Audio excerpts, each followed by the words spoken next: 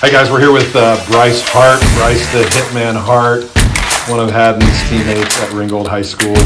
Bryce is, as of this week, the owner of 4 D1 offers. Bryce, tell us about your offers. Yes, sir. Very just blessed and grateful, honestly. Prayed from a very young age. Trusted and been faithful. Still got a lot of work to do. At the end of the day, the goal is to be the best I could possibly be, best in the nation. Not just to stack up a bunch of offers, but it is nice, and that's why I'm grateful. Right now, I hold offers from Georgetown, the Hoyas, Army West Point, Austin P, and now, as of yesterday, Gardner Webb. So you got to be a good athlete, obviously, to get those offers, but you're good in school as well. Academically, you're pretty strong. You wouldn't get those offers without good academics. Yes, sir.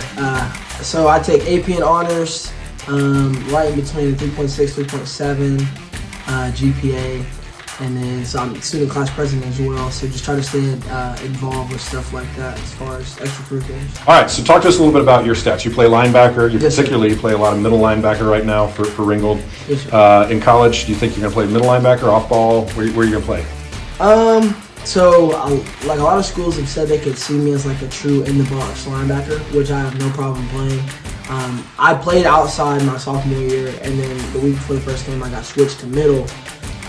So just very blessed. I feel like I adjusted well. Of course, all the rules are kind of inverse and flipped as far as middle and outside go. But college, I know Gardner Webb, they talked about playing me more at it, like they call it the money shape, like the star, the mic, and the money. So money would be like kind of our will, which is like the weak side backer, and for them it's just kind of like the playmaker. So they basically just be setting me up as far as blitzes, just the person to make the play. All right, so I was just thinking, man, if I was a quarterback and I looked up and I saw Bryce Hart coming down one side and I saw Haddon Freeze coming down the other side, because Haddon plays linebacker too. Yes, sir. I'd be terrified. It's actually funny. Haddon, so I went out for one play. They didn't give me a choice. I had to go out for one play against Northwest last year. It's a great play. One play I get out, I had to get the scoop and score. Run it back. Hadn't bust around the corner, man. All right, so talk a little bit about performance on the field. Tell us a little bit about your stats. Okay, so as far as officially, so the way we run our stat, like the person who does our stats, he's very like strict with it. As far as vital pressures, like I had my hands on him and then the ball left, or I hit him and he couldn't get the ball off, I had 14. But as far as like pressure, just the pressure in general, I had a little over 25. And that's in the 10-game season.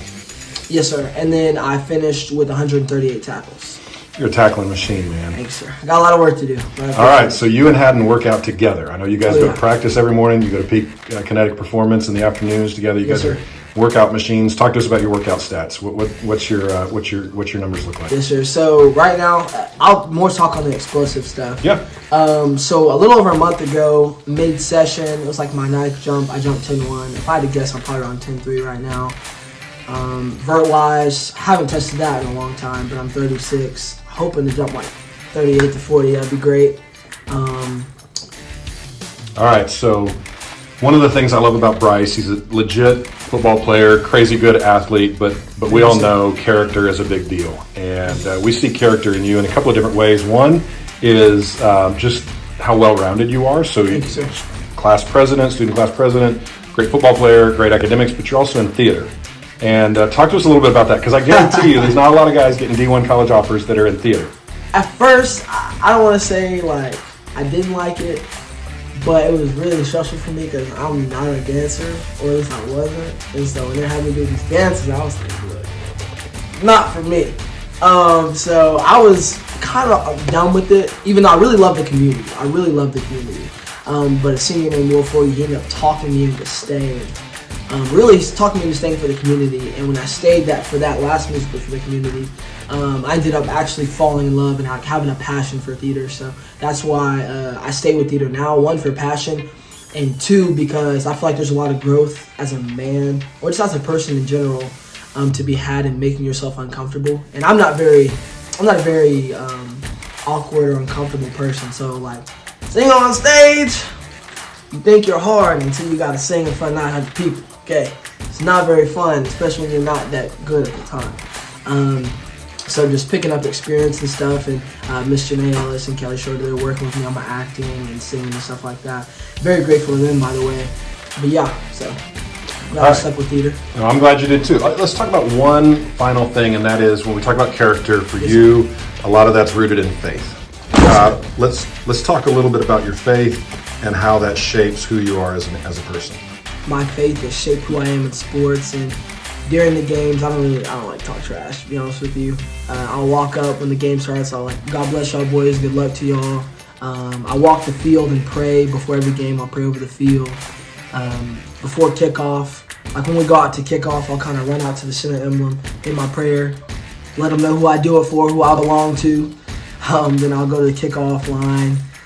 Halftime, I normally go out, climb the fence, and pray with my mom. That's another big reason I do it for. And during game, I get my wrist wrap. So I'll put my mom's name here at the heart, and then I'll do a scripture that I feel like represents my mindset that week going into the game. So like 1 week it was Isaiah 54:17. No weapon formed against you shall prevail, and you shall refute every tongue that accuses you. Basically just saying that there are going to be weapons formed against you, challenges that come, but God promises that it won't be enough to break you, and He's giving you everything you need. He's equipped you to handle those challenges. And I've Psalms 144:1. Praise be to the Lord, my rock, who prepares my hands for war and my fingers for battle. Self-explanatory. 2 Timothy 1:7. For God has not given me the spirit of fear, but of power and of love and a sound mind. Really just reminding myself, even though there's a big expectation and I've set a high standard for myself, like just go out there and play the game to the best of my ability. Don't have fear about the outcome. Just control what I can control, and that's play-to-play effort. That's one thing I feel like separates me as well as my motor. So yeah, that's really where I'd say my faith lends to my on the field. All right, coaches, D1 coaches coming after him. They've already given him multiple offers. You need to come get this guy. Bryce Hart, Bryce the Hitman Hart, Ringgold High School.